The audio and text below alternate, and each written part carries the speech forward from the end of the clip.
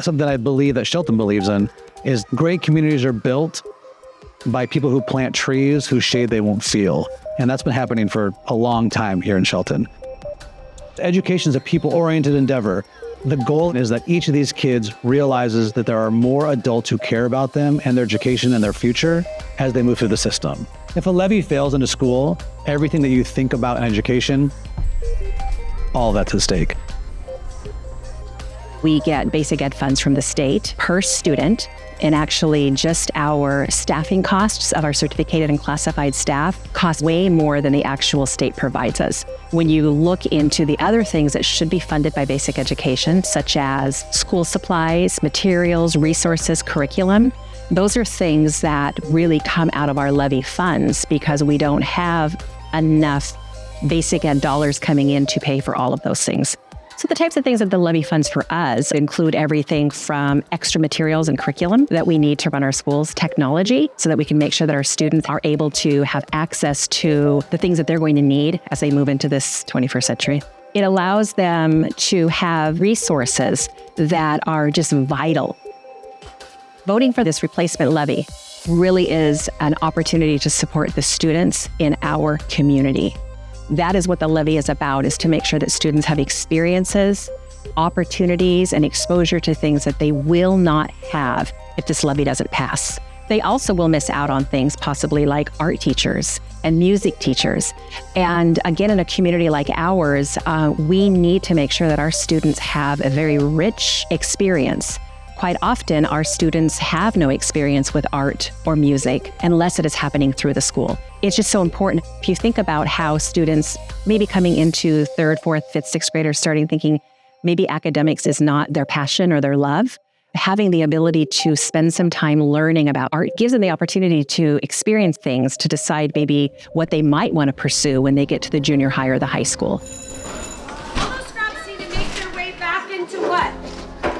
The garbage. Thank you, Annalie. This is nice. I like all the pink you've added to your artwork. That's beautiful. School can be super hard, right? The whole idea that I'm going to sit in a classroom for 6 hours a day and learn how to read, write, and do math can be really overwhelming. And that's why it's important for us to have other opportunities for our students. Our teachers have very specific standards that they need to teach. And so if we didn't have an art teacher, art wouldn't necessarily go back into the classroom. And we have some students who, what they look forward to most in their school day is the opportunity to go in and be an artist and express themselves, not to mention that relationship then that they have. Students who just love the whole idea of music and being able to go in and learn songs and rhythm that would not have that opportunity any other way. We often hear our students say, that's really what excites me. They'll look forward to it all week. And the idea that they're not going to have that opportunity to express themselves and just have that experience that is so amazing and passionate for them, it's devastating. When I was in a school, I didn't love academics, but I loved music and sports. And those things is what hooked me into school. And then throughout those things, I had caring adults who believed in me more than I believed in myself. And that allowed me to become more than I thought I would become.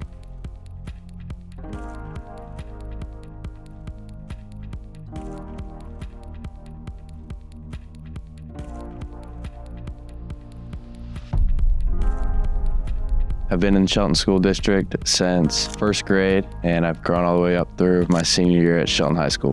When I graduate, I'm going to go to Evergreen State College. I'm going to go get a degree in biology, and then I'll go to med school after that at the University of Washington. Currently, I'm playing football, basketball, and track at Shelton High School. If I wasn't playing sports, I wouldn't have the same friends and community that I have right now. Fortunately, because of the levy fund, we don't have to worry about the small things. How are we getting these pads and how we're getting this equipment? We get to just go out, practice, and put the pads on every day, and it's never an issue. Yeah, it's an absolute gift for sure. I love that it's a community. I mean, we all grow up and we become a family while we play, and I can rely on every single one of my teammates to be there for me, even outside of sports in general. The levy fund is very important. I mean, we have to be able to provide for the kids coming up. I mean, I still have my little brother who's in the program still. I guess I've always been known as Bennett's little brother, but I kind of got to prove myself a little bit. I feel like football has been an outlet for me, for my mental health. High school builds up a lot of stress, and playing on the field helps alleviate some of that stress. I feel like I'm a part of a family and feel like they're my second family with my brothers. I encourage people to vote for the levy because the kids younger than me can have the same opportunity I've had as a high schooler, and I think that would be very special for them. Currently at Shelton High School, I play volleyball and softball, and it's really just made me have some of the best friends that I'll ever be thankful for. I think if we didn't have sports at Shelton High School, students' mental health would drop because I know a lot of students play sports for an outlet. I would highly urge any parent who has a kid in sports to vote yes on the fund. When I was little, I know I looked up to a lot of high schoolers, and now that I am a high schooler and I'm playing sports, I think kids are at risk of losing their mentors. If your kid is in sports right now, I know they have somebody below them looking up to them, and I think that really matters. Thumbs up if you know this. Who knows this? Good job. Okay, the word is drips. The water drips. Okay, it is actively dripping. Okay, but if it drips yesterday, it drips. Good job. Okay, and if it's going to drip tomorrow, it will be dripping. Good job. Ultimately, there's two big things I'm looking at. I'm looking at data and I'm looking at social emotional learning skills. My job as a teacher is to teach you how to read, write. And also my job as a teacher is to teach you how to manage your emotions and work with friends and be a good human, be kind, and how to respond to certain situations. And we don't have enough time in the day to teach that. And sadly, that would be the first thing to get cut. I mean, I hate to say that, but we have curriculum we have to teach, and it would be very much direct instruction type of teaching and less teacher-led, fun, project-based teaching that we really like to do.